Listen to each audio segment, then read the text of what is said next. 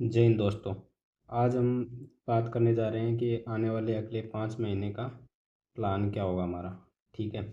उससे पहले हम चेक कर रहे हैं कि यूपीएससी के अंदर लास्ट 5 ईयर का ट्रेंड क्या रहा है, कि कितने बंदे प्रीलिम्स में बैठते हैं, कितने मेंस क्वालिफाई करते हैं, कितने इंटरव्यू तक जाते हैं। तो अभी हम देख रहे हैं 2024 के अंदर 13.5 लाख बच्चों ने एग्ज़ाम फॉर्म अप्लाई किए थे, जिनमें से 5 से 6 लाख बच्चों ने एग्ज़ाम प्रीलिम्स में अपेयर किया, और जिनमें से 14,627 बच्चों ने एग्ज़ाम क्वालिफाई किया। ठीक है। और उनमें से मतलब ये रेशियो रहा 1.1%। ठीक है। ये रियलिटी चेक इसलिए करना है क्योंकि हमें पता होना चाहिए ना कि हम किस एग्ज़ाम की तैयारी कर रहे हैं, कितना एफर्ट लगेगा कितना नहीं। ठीक। और अभी मेंस का रिजल्ट आ चुका है, जिसमें से मेंस में उन्होंने लिए हैं 2845 बच्चे टोटल। ठीक है। सेम ही रेशियो रहा है।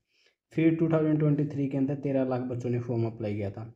5.5 लाख बच्चे, वही 6 लाख बच्चे एग्ज़ाम दिए थे। वही 14,000 बच्चों ने एग्ज़ाम क्वालिफाई किया। वही 1.1% रेशियो प्रीलिम्स का है। और इंटरव्यू के लिए वही 3,000 के समथिंग, वही 2829 समथिंग रहते हैं। पोस्ट देखो, पोस्ट इंक्रीज होने के बाद में भी मेंस क्वालिफाई कम बच्चों ने किया है इस बार। समझ रहे हो ना। ठीक। तो यही ट्रेंड रहा है हर साल। देखो, प्रीलिम्स कितना भी हार्ड आ जाए, कितना भी टफ आ जाए, उनको 12 से 14 हज़ार बच्चे क्वालिफाई करने हैं मेंस के लिए, मेंस में एग्ज़ाम देने के लिए। ठीक है। तो वो बच्चे ले लेंगे। तो ये रोना रोना होता है ना कि मेन प्री हार्ड था, टफ था, जो बच्चे होने चाहिए होते हैं वो मिल जाते हैं। ठीक। अब हम बात करते हैं आगे कि बच्चे फेल क्यों होते हैं प्रीलिम्स में। सबसे बड़ा रीज़न क्या है फेल होने का।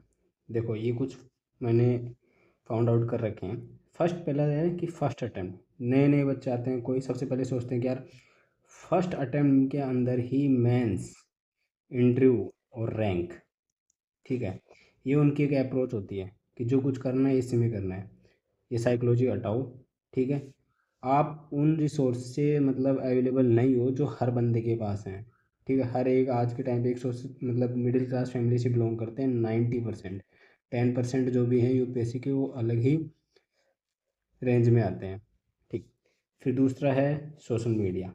तीसरा है रिसोर्सेज। रिसोर्सेज में टेलीग्राम आज के टाइम पे इतना बड़ा रिसोर्सेज है यूपीएससी के मामले में। कोई भी एग्ज़ाम हो, एसएससी, यूपीएससी, जो भी किसी में, इतने रिसोर्सेज अवेलेबल है टेलीग्राम पे कि एक सब्जेक्ट के एक 10 रिसोर्स मिल जाएंगे आपको। ठीक। फिर दूसरा है टारगेट सेट नहीं होना। कोई एसएससी में घुस रहा है, फिर बाद में यूपीएससी, यूपीपीसीएस, अलग अलग एग्ज़ाम को टारगेट कर रहे हैं। अभी 1-2 साल एक एग्ज़ाम को लो, एक एग्ज़ाम को टारगेट करो। फिर है अबाउट रियलिटी। यूपीएससी के बारे में अभी बता चुका हूँ कि यूपीएससी का ट्रेंड क्या है, 1.1% सक्सेस रेशियो है। ठीक है, प्रीलिम्स का। तो थोड़ा है, ये नहीं है कर नहीं सकते, कर सकते हो, बट फुल फोकस्ड होना पड़ेगा एकदम। ठीक। अब बात कर रहे हैं अपन प्लान, कि हमें क्या क्या करना है इसके लिए, एग्ज़ाम क्वालिफाई करने के लिए क्या क्या रिसोर्स होंगे, क्या क्या नहीं होंगे। सबसे पहले सब्जेक्ट सब्जेक्ट की बात करते हैं हम। यूपीएससी में सब्जेक्ट कौन कौन से होते हैं? पॉलिटी, इकोनॉमी, ज्योग्राफी, ठीक है, मॉडर्न हिस्ट्री। अब मैं इन सब्जेक्ट को डेज में डिवाइड कर रहा हूँ और रिसोर्स यहाँ बुक भी लिखा हूँ। ठीक है। जैसे पॉलिटी के लिए लक्ष्मीकांत ही पढ़नी है भाई, और कुछ मत पढ़ो, लक्ष्मीकांत। ये ध्यान रखिए, लक्ष्मीकांत 20 दिन में ख़त्म हो जानी चाहिए, कैसे भी करके, सुबह शाम दोपहर जो पढ़ना है पढ़ो, और लक्ष्मीकांत को 20 दिन में ख़त्म करो। इकोनॉमी के लिए कुछ मुरनाल सर के पढ़ेंगे। ठीक है। कुछ सिविन सर की क्लासेस पढ़ेंगे, कुछ विवेक सिंह बाजीराम वाले सर उनकी पढ़ेंगे। इकोनॉमी का टारगेट रखो 20 दिन का। ज्योग्राफी के लिए एनसीईआरटी प्लस मैपिंग करनी है। ठीक है। और इसमें आईआर का भी हो जाता है। शून्य आईएएस का पढ़ लो चाहे, और एनसीईआरटी और मैपिंग दोनों कर लो। इसका भी मैंने 20 दिन ही डिवाइड किया है कि 20 दिन में कंप्लीट हो जाना चाहिए। ठीक है। और चौथा मैंने रखे, जो 4 नंबर पे रखी है, मॉडर्न हिस्ट्री। यहाँ से आप स्पेक्ट्रम से कर लो, हिंदी मीडियम वाले दृष्टि की पीवाईक्यू की बुक आती है वो लगाओ, और मणिकांत सर के नोट्स हैं वो पढ़ो। 15 दिन के अंदर इनको कंप्लीट करो कैसे भी। ये 4 सब्जेक्ट मैं मान के चल रहा हूँ आपके 2.5 मंथ में कंप्लीट हो जाने चाहिए भाई। इतना टाइम नहीं है, अब मेंस मान सब छोड़ दो, सिर्फ प्रीलिम्स पे लग जाओ। ठीक है। ये 4 सब्जेक्ट अच्छे से करो। फिर उसके बाद में आता है environment, science and tech, art and culture, और करंट अफेयर्स। एनवायरनमेंट के लिए पीएमएफआईएस की पढ़ लो, दृष्टि आईएएस की पढ़ लो, चाहे ओनली आईएएस की पढ़ लो, लेकिन पढ़ोगे एक ही source, only for one source. और ये 15 दिन के अंदर ख़त्म हो जानी चाहिए ये भी। ठीक है। साइंस एंड टेक हो जानी चाहिए 10 दिन के अंदर ख़त्म। और आर्ट एंड कल्चर के आप एक काम करो, PYQ देख लो, ठीक है। ये 5 दिन के अंदर अंदर कंप्लीट हो जाने चाहिए। फिर आती है करंट अफेयर्स। करंट अफेयर्स लोग न्यूज़पेपर पढ़ रहे हैं, कोई कुछ पढ़ रहा है, वो देखो सबका अलग अलग है। बट मैं मानता हूँ कोई भी कोचिंग की कोई भी कुछ भी एक मैगजीन उठाओ 12 महीने की, एक मैगजीन को कोशिश करो कि 1.5 दिन में ख़त्म करो। तो टारगेट रखो कि 15 से 20 दिन के अंदर मैगजीन ख़त्म कर दो लास्ट में, ठीक है, कंप्लीट करके। और ये है 1.5 मंथ का प्लान, ठीक है। टोटल और IR को 5 दिन के अंदर। अब देखो उधर 2.5 मंथ और इधर 1.5 मंथ, कितने हो गए? 4 मंथ आपके यहाँ कंप्लीट हो गए सिर्फ पढ़ने पढ़ने में, बता रहा हूँ। अब आपको बच रहा है सिर्फ 1 महीना लास्ट में, वो PYQ। और ये है फाइनल RPT कॉन्सेप्ट, ठीक है।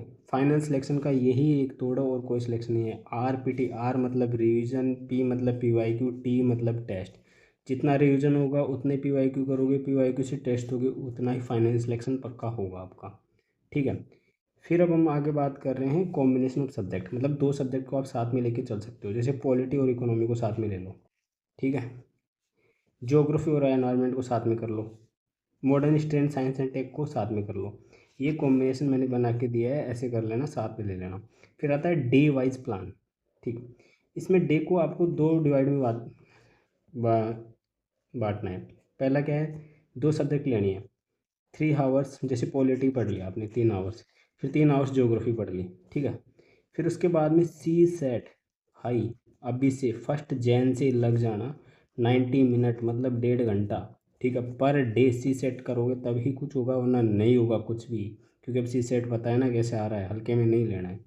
तो ये करना है। तो कितने को 3 आवर्स, 3 आवर्स 6 आवर्स और 1.5 आवर्स, यहाँ से कितना हो गया 7, ठीक है, 7 7.5 घंटे हो गए, ठीक है। फिर उसके बाद में आता है RPT अप्लाई करो, रोज़ RPT अप्लाई करो।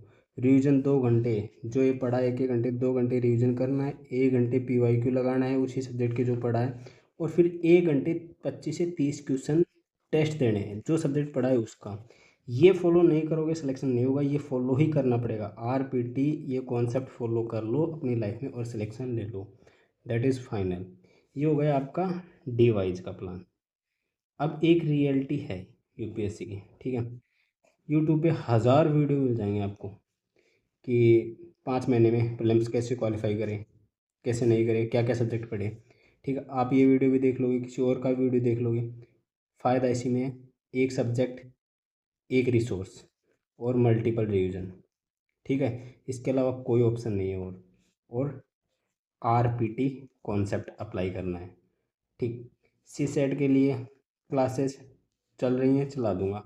PYQ भी यहीं कर लेंगे हम, PYQ एक सीरीज चलाएंगे, ठीक है। वो कंप्लीट PYQ करवा देंगे 5 ईयर के कंप्लीट, ठीक।